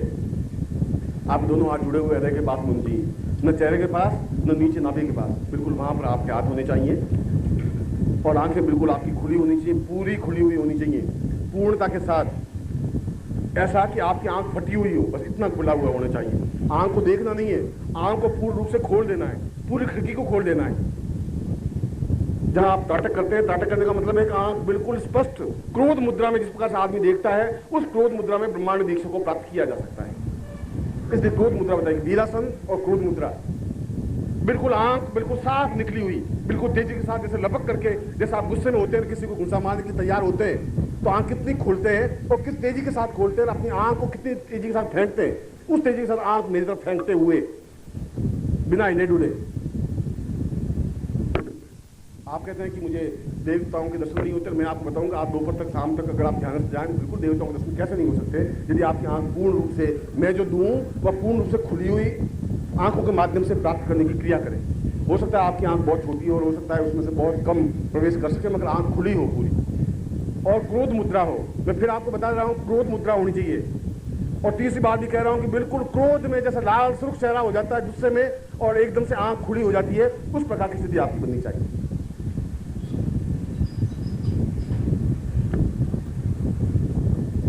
हिलेंगे नहीं, और जब तक मैं मंत्र बोलूं तब तक मेरा शक्ति प्रवाह होगा और आपके पूर्ण रूप से जितना ज्यादा आंख खुल सकेगी उतनी ज्यादा शक्ति उसमें ट्रांसफर हो सकेगी, क्योंकि छोटी खिड़की में से बहुत बड़ी वस्तु प्राप्त नहीं हो सकती, जा नहीं सकती और आंख आपकी फटेगी नहीं, इस मैं विश्वास दिलाता हूं। मगर होनी चाहिए पूर्ण खुली हुई क्रोध मुद्रा होनी चाहिए, और अभी तक मुझे आपकी क्रोध मुद्रा दिखाई दी नहीं। ऐसा क्रोध मुद्रा। ओम पूर्वा सतां सास्ते पूर्वा तस्मानं सा चितिन साइके दूर जित्वाम भाग सदैव व सविदाम प्रागपत से समाय क्रमण। आप यंद्रा भाग मजा और थोड़ी खोलिए, इके त्वाम पूर्वा तस्मानं सा चैतन्य दे सा कल्याण पुंडावती सा दीर्घो अथवा सम चैतन्य सा कल्याण पुंडावती पूर्वा तस्मानं सा चैतन्य अथवा अथास्मानं सा सतै सा दीर्घा अथवा सा पूर्वा अथास्मानं सा चैतन्य सा पूर्वा अथास्मानं कृते कल्याण पूर्वा से दीर्घा अथास्मानं सा पूर्वा सम दीर्घा के नामति पूर्वा सा त्रन दीर्घा से पूर्वा सम दीर्घा सा कल्याण पूर्वा सम दीर्घादि पूर्व उपसन सा आंग काम सा पूर्व सम से अंग अंग अंग इंग इंग से पूर्व सम से क्रीं क्रीं क्रीं कांग सा पूर्वा सम से अंग सा पूर्व सम से आप पूर्वा तस्मानं सा चैतन्य सा दीर्घा से पूर्वाहा सा स्वाम सा दीर्घा तुते बलायु से सुप्रजास प्राय संसाद हो जिनसा पूर्व साथी वंशोत्तम भानमसिम कुंसांति पूर्वा अदास मानम क्रांति के शाम सीसु ओम ओम ओम का रूप ने जन जन जन जमरानी भ्राम ध्रीम धूम भैरवी देवानी अंगन पूरा अदास मानम सकृते कल्याण प्रताप से दीर्घा पूर्वा शाम सोम साप दिशा दुर्वा दिशा मंत्र साप तेजस्विताम साप प्राण सा चैतन्य सा जाग्रह सा त्रोटे सा स्फोटे सा दीर्घा सा ब्रह्मांड स्फोटे स्फोटे सा चैतन्य सा जाग्रह सा कृते सा कल्याण अभास मानम सा दिदे पूर्वाधा मानम सा दीर्घो सा पूर्वाधा मन सा दिदे पूर्वाहा सा सदाम सा दीर्घा से पूर्वा अभास मानम सा कृते कल्याण कल्याण पूर्व सम्मान सा मम समस्त शिष्य नाम सा पूर्वा अर्थात मन ब्रह्मांड दीक्षा याम पूर्वा दीर्घो सा वदाम सा क्रोधा क्रोध मुद्रायाम सा पुरुषा अथास्मान सा चितनी आत्मा से पुरुष सा बगलाम शिव सा पुरुष चिन्मस्तान सा पुरुष अथास्मान धूमावती सा पुरुष समस्त देवी देवता भ्यो सा पुरात इंद्रवर्ण यम कुबेर सा वशिष्ठ विश्वामित्र गर्ग अत्रि गणाल पुलस्त्य सा दीर्घो अथास्मानम सा दीर्घा अथास्मानम सा पूर्ण ब्रह्मांड रूपेण सा नेत्र रूपेण सा चैतन्य परिपूर्ण सा मानि सा कृते कल्याण पूरा अथास्मानम सा दीर्घा अथास्मानम सा हा सा पूर्वा से पूर्वा अथास्मान चैतन्य सा दीर्घो सा पूर्वा अथास्मानम कृते सा पूर्वा से सा चैतन्य सा पूर्वा अथास्मानम धाम दिन पूर्वाधम धाम दिशा पूर्वा साम बम बम पूर्वसम श्री ब्रह्मराजी धाम श्री पूर्व वेदी भेद कालिनी सब से अदासन ब्रह्मा ब्रह्म से पूर्वसम श्री धाम भूम रासम श्री मम से मृणालिनी मुद्राणी रुद्राणी कपालिनी आदि पूर्व अथास्मानम स चैतन्य स जागृसा रूपा अथास्मानम स कृते कल्याणम प्रणता सा पूर्व अथास्मानम स कृते स चैतन्य परिपूर्ण सा पूर्व अथास्मानम स कृते स दीर्घो अथास्मानम स चैतन्य परिपूर्णता मस पूर्व अथास्मानम स चैतन्य सा अवसरि आवायामि भा पूर्वे मथास्मानम स कृते कल्याणम भा पूर्व अथास्मानम चित्ते साम दीर्घो अथास पूर्व अथास्मानम सा पूर्व अथास्मानम सा दीर्घो पूर्व रास मानव सचिन सा धाम दांति पूर्वा रास मानव सकते काम प्रेम मंगल सा कंकाल से कंकाल पूर्व गंगाम शिवदाई गंग गंग गंगा पूर्व जितनी सा दीर्घो सभी वेग प्रवाह सात काम पूर्व संजन सिंचालिंग दीर्घो जमराज्ञी भ्राम भ्रीम भ्रू सा चैतन्य क्रीडा कल्याणम भ्राम उठे अथास्मानम सा कृते सा कल्याण पूर्णता प्रणता वृद्धा सा शीरा अथास्मानम सा चैतन्य साम पूर्वा अथास्मानम सा कृते सा दीर्घो अथास्मानम सा दिते अथास्मानम सा कल्याण पूर्वा समते सा चिन्ह सा पूर्वा अथास्मानम सा दिते अथास्मानम सा दीर्घो अथास्मानम बिंसना पूर्वा साम से दीर्घा तुमसे मां पूर्वा अथास्मानम सा दिते तुभ्यम साम पूर्वा अथास्मानम मां मम शिष्य पूर्वा अथास्मानम सा चिन्ह सा अथास्मानम कृते कल्याण पूर्वा तुभ्यम मां पूर्वा अथास्मानम सा चितनी परिपूर्णताम पूर्वा आतास्मान सा दीर्घ सा दिगंदी जांग दी पूर्व समान सा पूर्व धाम धीम धूम सब दंडम धम सा पूर्व सम धाम पूर्व समान सा चितनी कल्याण दिनी सा आहा सा पूर्व सम दी धाम धाम धाम सा पूर्व सम माम रक्षम दिगंदी कंकाल सा कृति सा कंकाल पुतम तुभ्यम सा पूर्व तुभ्यम सा मेरे मां समस्त नाम सा चितनी सा जगरे सा पूर्व विस्फोटय जागृह त्रोटय दीप्त सा ब्रह्मांड दीक्षा याम पुरुषार्थ समानम सा चितनी सा तुभ्यम सा पूर्वाता समान तुभ्यम संपर्दे दीर्घो उदासाम पूर्व नेत्र बंद कर लीजिए और नेत्र बंद करके जो कुछ दिखाई दे आप हिले नहीं, बिल्कुल निश्चिंत निर्विवाद से बिल्कुल अपने आप को निश्चल बनाए रखिए।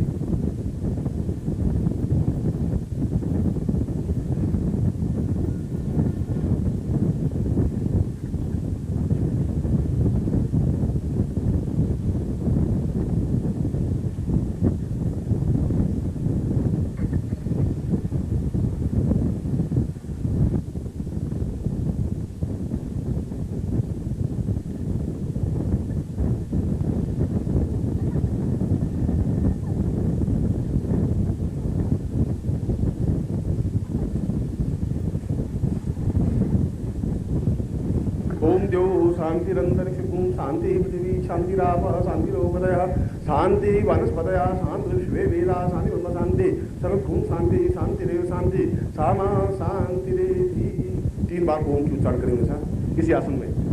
हरि ओम।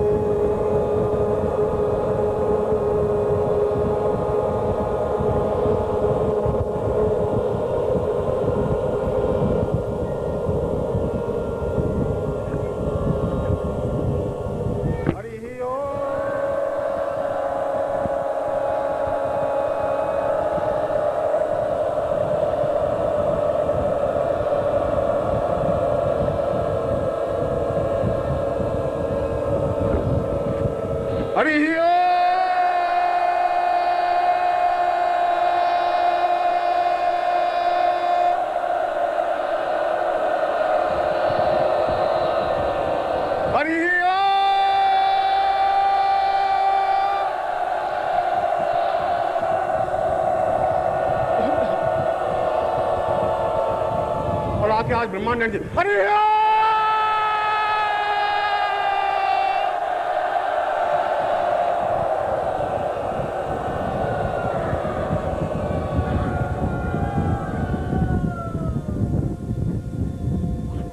पूर्णमतः पूर्णमिदं पूर्णात् पूर्णमुदच्यते पूर्णस्य पूर्णमादाय पूर्णमेवावशिष्यते ओम पूर्णतां पूर्णाथास्मानं सपूर्णेषां तुभ्यं संवर्धते। ये ब्रह्मांड दीक्षा आपके जीवन के सारे अंदर के तंतुओं को और उस अग्नि को अपने शरीर में ही स्थापन करते हुए, उस अग्नि को अपने शरीर में पूर्ण रूप से उस पाप ताप को जलाते हुए, जिस प्रकार से हमने इस ब्रह्मांड दीक्षा को अपने हृदय उतारा है, ये पूर्ण मंत्र फुल स्केप के 22 पेज में आता है। 22 पेज को एक सांस में बोलने की क्रिया ब्रह्मांड मंत्र के माध्यम से हो सकती है। प्रत्येक इस प्रकार का उच्चारण एक साथ एक स्वर में इस प्रकार से बोलने की क्रिया के लिए अत्यंत प्राण चेतना प्राणवायु की आवश्यकता होती है। मगर आप लोगों को चाहिए कि आप तो श्रुत हैं, स्मृति तो नहीं है, और आपके पास ऐसी धरोहर रहनी चाहिए। इस प्रकार के मंत्र समाप्त हो जाएंगे, आने वाली पीढ़ी इन मंत्र को नहीं सुन पाएगी, आने वाली पीढ़ियों के पास ये मंत्र होंगे भी नहीं, आने वाले गुरुओं के पास भी ये मंत्र नहीं होंगे। मगर इस प्रकार के टैप अगर आपके पास सुरक्षित हैं इन मंत्रों के, इस दीक्षा के भी, इससे पहले की जो दीक्षा दी है, जो आपको मैंने उस दिन प्रयोग करवाया था, उस मंत्र को भी यदि आपके पास धरोहर है तो आपके पंडितों के लिए, आपके ज्ञानियों के लिए, आपके पड़ोसियों के लिए, आपके संबंधियों के लिए, और रोज सुबह यदि आप उस टैप को, इस मंत्र को सुनेंगे तो अपने आप में पूर्ण नित्य दीक्षा प्राप्त कर सकेंगे। ये अपने आप में इतना तेजस्वी, इतना उग्र, अपना चैतन्य मंत्र है कि बहुत कठिनाई से प्राप्त हो सकता है। आप इस प्रकार के मंत्र को अपने घर में संजो करके रखने लायक है।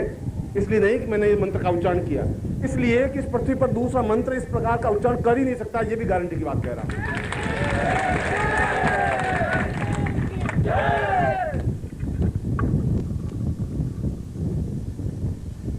दीक्षा क्रम के आज पूरा दिन, जब आपने ब्रह्मांड दीक्षा ली, मस्ती के साथ पूरा दिन व्यतीत करना है। किसी प्रकार की भय, घबराहट, चिंता होने की जरूरत नहीं है, क्योंकि इस दीक्षा के दक्षिणा के बदले में मैं आपके भय, आपकी चिंताएं, आपकी परेशानी अपने ऊपर लेता हूं। आप चिंता मत करिए, आप निश्चिंत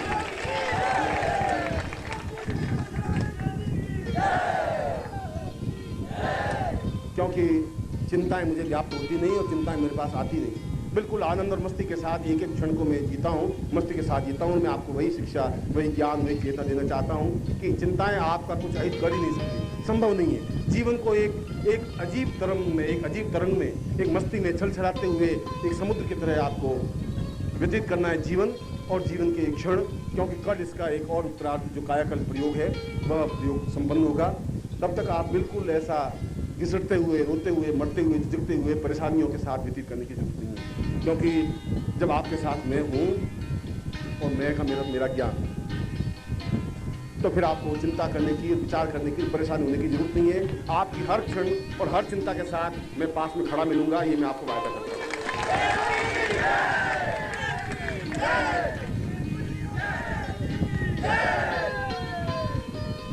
और आज अभी इस प्रवचन के बाद प्रारंभ होने से पूर्व निर्मोही जी ने कहा कि एक इस प्रकार का रथ हम पूरे भारतवर्ष में घुमाएं, तो ये चैतन्य रथ, या इसका नाम हम कुछ दें, निकेश्वरानंद रथ, या ये रथ प्रत्येक प्रांत में आप आमंत्रित करें। वहाँ पर भूल चूक भी नाम सीमल का नाम नहीं लिखो, जरूरत नहीं है। भूल चूक भी मुझे गले में हार नहीं पहना है, मगर ये संस्था, ये चिंतन, ये विचार, ये हमारे जो मंत्र है, ये धारणाएं, ये सुरक्षित रह सके।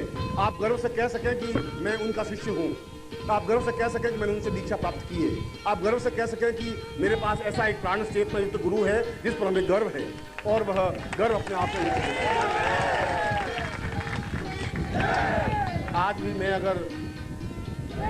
आज भी मैं पूरे हिमालय को अगर छाना है, विचरण किया है सन्यासी जीवन में, तो आप कल्पना कर सकते हैं, ग्रस्त में रहते हुए भी मैं बिल्कुल इतना निर्भीक और निश्चिंत रहता हूँ, प्रहार करने की क्षमता रखता हूँ, बोलने की क्षमता रखता हूँ। तो कल्पना करते हैं कि मैं एक सन्यासी जीवन में कितना उग्र और कितना व्यक्तित्व रहा होगा, मगर मैंने कभी चिंता की नहीं। कभी कोई भय, कोई आशंका, कोई दुख हो, कोई परेशानी मेरे सामने आई नहीं सकती।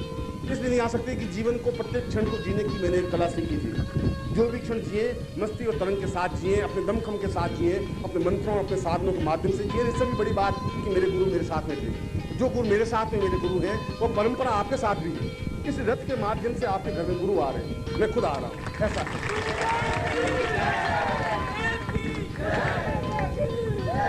जब आपके यहाँ 1 अक्टूबर से तो शायद हरियाणा में ये घूमेगा और उसके बाद में निर्मोही से कर लीजिए कि नवंबर में MP की यात्रा करे या UP करे, दिसंबर में कहाँ यात्रा करे, मगर वह पूरा रथ जो कि आपका दिया हुआ है, आपके पैसों से आपके प्रयत्नों से बना है, उसमें बस सारा विचरण करे और उसके घर में जाकर के रुके जो इस संस्था के लिए। और मैं आपको पूछ रहा हूँ कि आपने अपने खुद के लिए, पत्नी के लिए 300 रुपये की साड़ी और महीने के 8 रुपये का भोजन तो आप करते हैं। होटल में जाते हैं तो एक टाइम का लंच या एक टाइम का डिनर ले तो 300 रुपये खर्च कर लेते हैं। मगर मुझे आप सिर्फ इतना सा प्रश्न उत्तर दे दीजिए कि जिन प्राणों से और जिन मंत्रों को जीवित रखने की आप चाहते हैं, उस संस्था के लिए आप साल भर में कितना खर्च करते हैं? 5 पैसे भी। और अगर संस्था के लिए आप 5 पैसे भी खर्च नहीं कर सकते तो जीवन का कोई मकसद, कोई प्रयोजन है भी नहीं। ग्रस्त के लिए खर्च करना जरूरी है, मगर संस्था के लिए भी हमारा चिंतन होना चाहिए, बहुत आवश्यक है। संस्था आपकी वजह से पनपती है, इसलिए जिनके घर में भी रथ रुके वो कम से कम स्वयं पत्रिका के 11 सदस्य बनाए और आमंत्रित करें कि मेरे घर में आकर रथ रुके। शाम को उन सब गुरु भाइयों को, आपके शहर में जितने गुरु भाई हैं उन सबको बुलाएं। शाम को भजन कीर्तन हो, उनका प्रवचन हो, टैप हो और उसके बाद में उस रथ का पूर्ण रूप से अभिनंदन करें। गुरु को अपने घर में स्थापन करें, उस दीपक को अपने घर में स्थापन करें। जो वहाँ मूर्ति, उसमें निखिलेश्वरानंद की मूर्ति चित्र है, उसको अपने घर में उसका पूजन करें। और वह गुरु पूजन निश्चित रूप से केवल मूर्ति नहीं है, मैं स्वयं आपके घर में उसमें क्षणा रहूंगा, ये इसका उदाहरण होगा। और आप पूछेंगे कि इसका क्या प्रमाण है कि आप मेरे घर में आए? इसका प्रमाण ये होगा कि अगर वह चित्र आपके घर में लाते पूरे घर में सुगंध फैल जाए तो समझ लेना चाहिए कि मैं आपके घर में आ गया। यह तो सौभाग्यशाली व्यक्तियों के घर ही जा सकता है। गुरु को अपने घर में बुलाना बहुत आसान काम नहीं होता। मैं कभी किसी के यहाँ भिक्षुक बन करके और ब्राह्मण बन के गया ही नहीं, संभव ही नहीं है। पर फिर भी जहाँ शिष्यों के हृदय में स्थापन हो तो घर भी मेरा ही है। आप मेरे प्राणों के अंश हैं, मेरी चेतना के अंश हैं, मेरी जिंदगी के अंश हैं। और मैं शायद अपनी ज़िंदगी में जितना आप लोगों से प्यार करता हूँ उतना तो अपने आप से भी प्यार नहीं करता हूँ, उससे भी ज़्यादा प्यार करता हूँ, बहुत प्यार करता हूँ। मैं आपको आशीर्वाद देता हूँ कि आप निर्मोही से मिलकर के अपने प्राण की सारी रूपरेखा बनाएं और थोड़ा आलस से छोड़ें, थोड़ा स्वार्थ छोड़ें। जो कुछ भी आप बना रहे हैं, चाहे अट्टालिका बना रहे हैं, चाहे मकान बना रहे हैं, चाहे महल बना रहे हैं, चाहे व्यापार बना रहे हैं, वो बन जाएंगे, वो कहीं नहीं जाएंगे। अगर मैं आपके साथ हूँ तो फिर उसमें नुकसान नहीं हो सकता। मगर आप एक बार चेतना जागृत करें प्रांत में। मैं आपको फिर एक बार ऐसा आशीर्वाद दे रहा हूँ और मैं आपको पूरा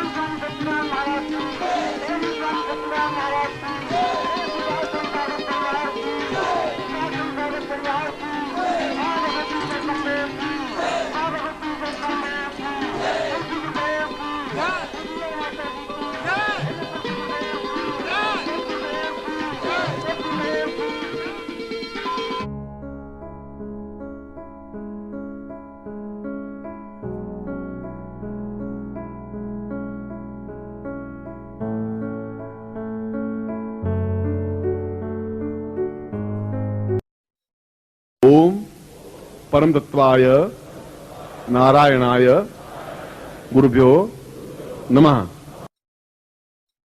ओम ह्रीं मम प्राण देह रोम प्रतिरोम चैतन्य जाग्रय ह्रीं ओम नमः। ओम भूर्भुवः स्वः तत्सवितुर्वरेण्यं भर्गो देवस्य धीमहि धियो यो नः प्रचोदयात्।